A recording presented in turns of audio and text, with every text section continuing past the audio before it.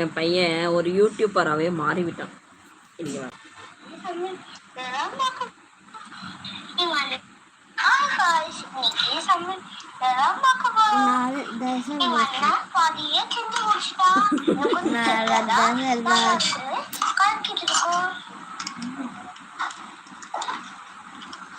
இந்த பொடி போட்டாலே நல்லா தான் இருக்கும்.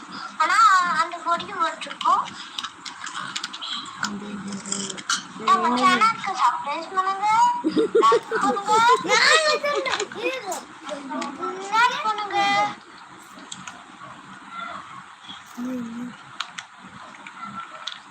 எங்க அம்மா வீடியோ பண்ணுங்க.